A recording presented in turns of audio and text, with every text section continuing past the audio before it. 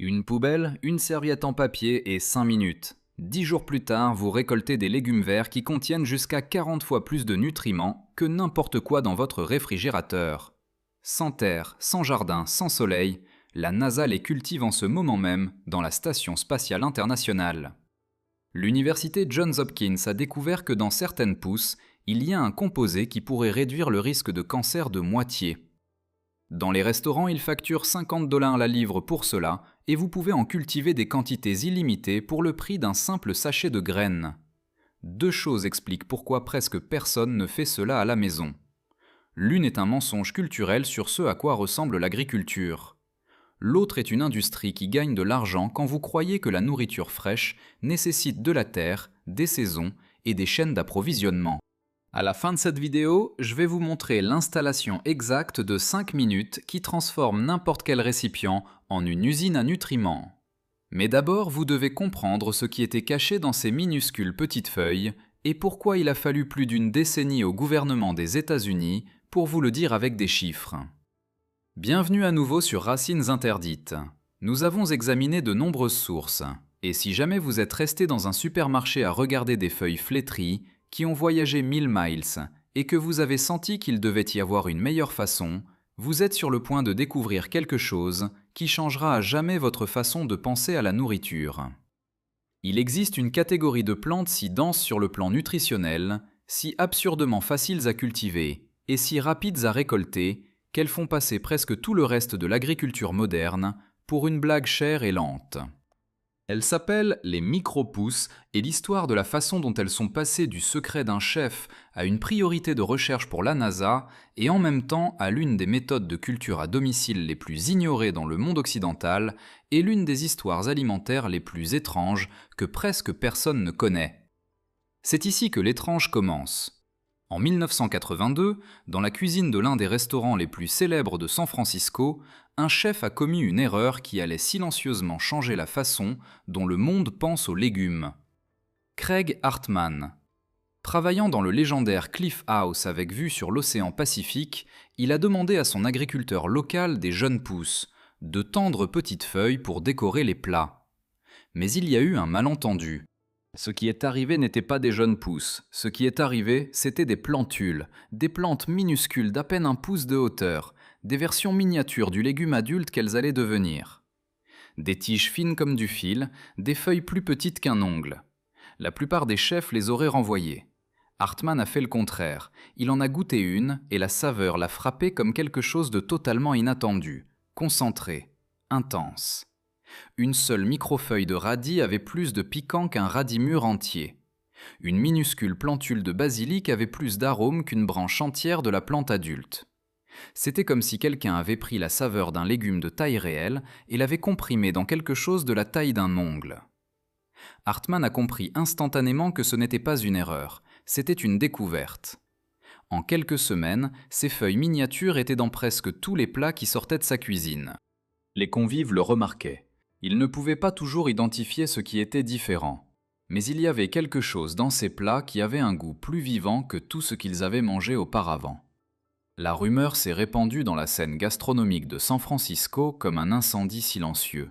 Au milieu des années 80, des chefs de toute la Californie demandaient ces petites plantes mystérieuses. Alice Waters chez Chez Panisse a également expérimenté avec elles. Personne n'avait de nom formel. Ils les appelaient simplement micro-pousses. Au milieu des années 90, des producteurs du sud de la Californie ont commencé la production commerciale. Au début, il y avait peu de variétés. De la roquette, du basilic, de la betterave, du chou frisé, de la coriandre et des mélanges colorés. Elles étaient magnifiques. Les chefs les adoraient. Les clients payaient des prix premium sans savoir pourquoi. Et pendant près de 2 décennies, presque tout le monde a supposé la même chose, que les micro-pousses étaient une décoration, une jolie garniture, une touche de couleur sur un plat cher. Personne n'a posé la question évidente. Qu'y a-t-il vraiment à l'intérieur de ces 6 petites feuilles ? Cette question est restée en suspens jusqu'en 2012, lorsque le département de l'agriculture des États-Unis, l'USDA, a décidé de le mesurer, et ce qu'ils ont trouvé aurait dû faire la une dans n'importe quel monde rationnel. Des chercheurs liés à l'Université du Maryland et au service de recherche agricole de l'USDA ont conçu une expérience si simple qu'il semble aujourd'hui absurde qu'elle n'ait pas été réalisée plus tôt. Ils ont acheté 25 variétés commerciales de micro-pousses, ont mesuré les vitamines et les antioxydants à l'intérieur de ces minuscules plantules et ont comparé les résultats avec les données de leur version mature dans la base de données nutritionnelle de l'USDA. Les résultats ont été publiés en août 2012 dans le Journal of Agricultural and Food Chemistry et auraient dû tout changer. Les premières feuilles d'une plantule, les cotylédons, ont montré des densités nutritionnelles dramatiquement plus élevées que les feuilles matures de la même espèce. Pas juste un peu plus. La fourchette était de 4 à 40 fois plus concentrée, et voici les chiffres qui font que cela semble inventé. Une plantule de chou rouge récoltée autour du 10e jour a montré 40 fois plus de vitamine E qu'un chou rouge mature entier. Ce même micro-chou rouge avait 69 fois plus de vitamine K que son homologue adulte.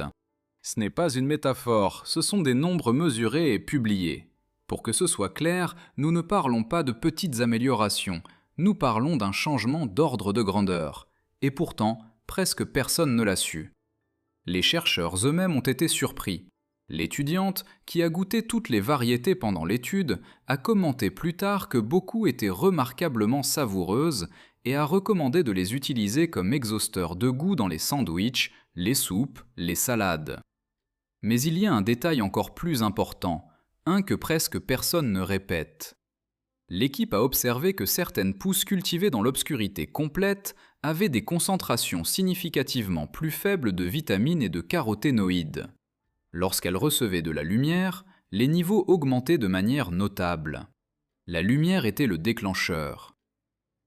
Cela signifie que déplacer un plateau de l'obscurité à la lumière, quelque chose qui prend 3 secondes, peut être l'interrupteur qui transforme une plantule commune en une puissance nutritionnelle.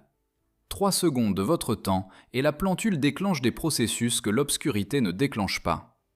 Maintenant vient la partie étrange. Cette étude de 2012 a eu un petit moment d'attention dans les médias, et puis le silence. Il n'y a pas eu de révolution publique, il n'y a pas eu de programme national disant que c'est essentiel. Il n'y a pas eu de cantine scolaire pleine de micro-pousses. La découverte nutritionnelle la plus forte de sa décennie est arrivée comme un murmure.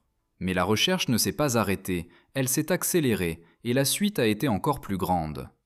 À Baltimore, à l'université Johns Hopkins, un pharmacologue nommé Paul Talalay était obsédé depuis des années par une approche différente, la prévention. Son idée était simple et puissante. Les plantes, après des millions d'années d'évolution, ont développé des composés pour se protéger des dommages à l'ADN. Si vous identifiez ces composés, vous pourriez peut-être activer des défenses chez les humains. Au début des années 90, son équipe a isolé un composé clé associé au brocoli, le sulforaphane, connu pour activer les défenses cellulaires liées au mécanisme de désintoxication. Cette découverte a fait les gros titres, mais ce qui compte pour cette histoire, c'est ce qui s'est passé ensuite. En 1994, le collègue de Talalay, Jed Fahey, a fait quelque chose à laquelle presque personne n'avait pensé. Il a analysé non pas le brocoli mature, mais les pousses et les jeunes stades, et a trouvé une donnée qui est encore citée aujourd'hui. De très jeunes pousses de brocoli peuvent contenir de 20 à 50 fois plus de sulforaphane qu'une tête de brocoli mature, 20 à 50 fois dans une plantule que vous pouvez cultiver dans votre cuisine. Et puis est arrivée une donnée clinique qui, si vous la dites à voix haute, ressemble à de la science-fiction. Des essais en Chine ont montré que le sulforaphane des pousses de brocoli augmentait l'excrétion de benzène, un cancérigène connu de la fumée de tabac, jusqu'à 61%. Je ne vous dis pas remède, je ne vous dis pas miracle, je vous dis qu'il y a des lignes de recherche avec des données solides qui montrent que ces stades précoces des plantes concentrent des composés biologiquement actifs d'une manière qui surprend même les institutions sérieuses. Maintenant, voici la question qui devrait vous déranger si cela existe. Si ces chiffres sont connus depuis des décennies, pourquoi presque personne n'achète de micro-pousses de brocoli ? Entrez aujourd'hui dans n'importe quel supermarché et regardez. Vous n'aurez pas besoin de 2 mains pour compter les gens qui les prennent. Au lieu de cela, vous verrez des allées de produits ultra transformés, des suppléments dans des bouteilles en plastique et des légumes qui ont parcouru de grandes distances pendant que leurs nutriments se dégradent avec le temps.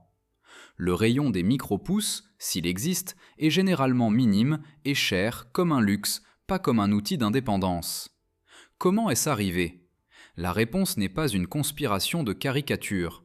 La suppression ici est structurelle, économique et culturelle, et cela, d'une certaine manière, la rend pire. Premier problème, les micro-pousses ne ressemblent pas à de la nourriture pour beaucoup de gens. Depuis l'enfance, on nous a appris que l'agriculture signifie des hectares, des champs, des tracteurs, des saisons, de hautes tiges et des horizons infinis. Une plante que vous coupez quand elle mesure 1 pouce depuis un plateau dans un placard ne rentre pas dans ce modèle mental. Elle ne sert pas pour les photos de subvention. Elle ne nécessite pas de machines, elle ne nécessite pas d'engrais, de pesticides et d'herbicides qui brassent d'énormes quantités d'argent. Chaque dollar que vous dépensez pour cultiver des micro-pousses à la maison est un dollar qui n'entre pas dans la chaîne industrielle. Deuxième problème, les micro-pousses sont trop faciles. Vous ne pouvez pas breveter une graine de radis. Vous ne pouvez pas construire un abonnement rentable autour d'une serviette en papier et de l'eau du robinet. Vous ne pouvez pas justifier un réseau logistique de plusieurs millions de dollars pour livrer quelque chose qui pousse plus vite qu'il n'arrive dans un emballage. La simplicité est la menace. Si la nourriture coûte des centimes et prend des jours au lieu de mois, le modèle entier commence à paraître absurde. Troisième problème, les micro-pousses fraîches sont périssables. Réfrigérées, elles durent peu de jours, elles ne se prêtent pas à un stockage prolongé et à de longues chaînes, et cela favorise le cultivateur, pas l'entreprise. Ce schéma se répète avec d'autres aliments qui réduisent la distance entre le producteur et le consommateur. Le système n'a pas besoin de les interdire, il a juste besoin de les ignorer, et la plupart des gens n'apprennent pas ce qu'on ne leur a jamais enseigné. Maintenant, faisons un calcul brutalement simple, car c'est ici que se révèle l'incitation. Un plateau standard de micro-pousses de 10 par 20 pouces peut coûter environ 2 $ en graines, et avec ce plateau, vous pouvez produire un tapis de verdure qui, par sa densité et sa fraîcheur, rivalise avec un sachet premium du supermarché. Pendant ce temps, un sachet de salade mixte peut vous coûter 20 $, et c'est quand même un produit qui a été récolté il y a des jours, transporté, réfrigéré, et dont les nutriments se dégradent avec le temps. Vous avez donc une équation ridicule, 2 $ contre 20 $. Et le pire, ou le meilleur selon la façon dont vous le regardez, c'est que n'importe qui peut le faire. Et juste au moment où la science nutritionnelle publiait ces chiffres là-haut, à environ 400 km au-dessus de la Terre, une autre histoire parallèle se déroulait. Le 7 mai 2014, la NASA a installé une chambre de culture appelée Veggie dans la Station spatiale internationale, de la taille approximative d'une valise cabine. La mission était directe, découvrir comment cultiver de la nourriture fraîche dans l'espace, car lors de longues missions, les nutriments des aliments emballés se dégradent et les astronautes ont besoin d'une vraie fraîcheur, quelque chose qu'aucun sachet lyophilisé ne peut remplacer. En 2015, les astronautes ont récolté et mangé de la laitue cultivée entièrement en orbite. Ce fut la première nourriture fraîche consommée dans l'espace qui n'avait pas été apportée de la Terre. Et ce moment n'était pas un spectacle, c'était une étape technique vers des missions plus longues où chaque gramme et chaque centimètre carré comptent. Dans ce contexte, les micro-pousses deviennent évidentes, car elles offrent quelque chose que l'agriculture traditionnelle ne peut pas offrir à cette vitesse. De la nutrition par unité d'espace et par unité de temps. Et voici le pont direct vers votre cuisine. Si une plante peut être suffisamment efficace et fiable pour soutenir la nutrition en orbite, elle peut l'être chez vous, même dans un simple récipient, même dans un seau propre. Le principe est le même. Environnement contrôlé, humidité, surface, lumière et l'horloge. Maintenant oui, je vous ai promis l'installation exacte de 5 minutes. La voici, sans magie, sans étape secrète. Avant, comprenez ceci, ce que je vais décrire semble trop simple. Vous allez penser qu'il manque des étapes. Il n'en manque pas. Cela fonctionne parce que la graine contient déjà ce qui est nécessaire pour sa première étape de vie. Vous ne cultivez pas une plante adulte, vous ne faites pas de l'agriculture comme on vous l'a vendu, vous débloquez la nutrition stockée à l'intérieur d'une graine, comme une batterie stocke de l'énergie. Vous n'avez besoin que d'eau, d'une surface et d'un peu de lumière. Vous avez besoin de 5 choses. 1. N'importe quel récipient peu profond. Le plateau standard de 10 par 20 pouces est celui qu'utilisent les producteurs commerciaux, mais presque n'importe quoi fait l'affaire. Un plat, un Tupperware, un emballage recyclé du supermarché, un grand couvercle avec quelques centimètres de profondeur suffit. 2. Une surface qui retient l'humidité. Pas besoin de terre. Vous pouvez utiliser des tapis de culture, de la fibre de coco, de la toile de jute ou, pour commencer dès aujourd'hui, une serviette en papier plié. Le milieu doit seulement maintenir l'humidité et permettre aux racines de s'accrocher. 3. Des graines. C'est ici que va votre investissement et il est quand même minime. Du brocoli si vous voulez cibler le sujet du sulforaphane, du radis si vous voulez de la vitesse et du piquant, du tournesol si vous voulez quelque chose de plus consistant, des petits pois si vous voulez de la douceur et de l'acceptation. Achetez des graines adaptées au pouce ou au micro-pouce et évitez celles traitées avec des produits chimiques. 4. De l'eau. L'eau courante fonctionne généralement. S'il y a beaucoup de chlore, la laisser reposer aide. 5. De la lumière. Et voici ce qui surprend presque tout le monde. Vous n'avez pas besoin de soleil direct. Une lampe LED, une lampe de bureau ou une lumière indirecte peuvent suffire pour commencer. Ensuite, si vous voulez des améliorations, avec une lampe d'atelier. La clé est qu'il y ait suffisamment de lumière pour qu'après la phase d'obscurité, la plantule active la chlorophylle et commence à fonctionner comme une usine. Processus direct. Premièrement, humidifiez la surface, mouillée mais pas dégoulinante. Placez-la dans le récipient. Deuxièmement, dispersez les graines de manière dense, plus rapprochée que vous ne le feriez dans un potager. Avec les micro-pousses, la densité est votre allié. Troisièmement, vaporisez avec un pulvérisateur et couvrez pour la phase d'obscurité avec un autre plateau, du carton ou un tissu sombre. Pendant 3 à 5 jours, elles germent dans l'obscurité. Cela oblige les plantules à s'étirer pour chercher la lumière et vous donne des micro-pousses plus hautes et plus faciles à récolter. Quatrièmement, découvrez-les. Elles seront jaune pâle, c'est normal. Maintenant, mettez-les à la lumière. En 24 à 48 heures, elles deviennent vertes. La chlorophylle s'active, la photosynthèse démarre. Vous regardez la vie s'allumer. Cinquièmement, maintenez l'humidité quelques jours de plus. Lorsque les cotylédons sont ouverts et que le tapis a l'air sain, coupez avec des ciseaux juste au-dessus de la surface. Rincez doucement, mangez sur le moment ou conservez avec une serviette en papier dans un récipient au réfrigérateur pendant quelques jours et la première fois que vous le ferez, il vous arrivera quelque chose d'étrange. Vous aurez l'impression d'avoir triché parce qu'il ne semble pas possible que quelque chose d'aussi vivant, d'aussi intense et d'aussi rapide sorte d'une serviette en papier dans un coin de votre maison.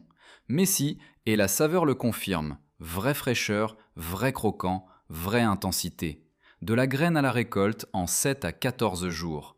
Maintenant vient la partie qui transforme cela d'un truc intéressant en un système de récolte continue. Imaginez 4 plateaux sur une étagère. Vous commencez un nouveau plateau tous les 3 jours. En 2 semaines, vous récoltez tout le temps. Des légumes verts frais, perpétuels. Une étagère, une lumière, quelques sachets de graines. C'est tout. Et voici le chiffre qui fait que cela semble illégal.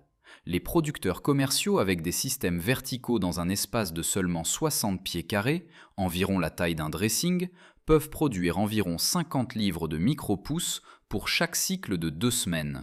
50 livres dans un placard en 2 semaines. Cette donnée n'est pas de la motivation, c'est la carte de la raison pour laquelle cela dérange le système, car cela brise la relation entre la terre et la nutrition, brise la relation entre la saison et la fraîcheur, et brise la dépendance aux longues chaînes. Et si nous revenons au début, tout se recoupe. L'USDA a mesuré 4 à 40 fois plus de densité. Dans le micro-chou rouge, on a vu 40 fois plus de vitamine E et 69 fois plus de vitamine K. John Hopkins a observé dans les pousses de brocoli 20 à 50 fois plus de sulforaphane. Dans des essais, on a pu voir jusqu'à 61% d'excrétion de benzène en plus. La NASA a installé Veggie en 2014 et a mangé la récolte en 2015.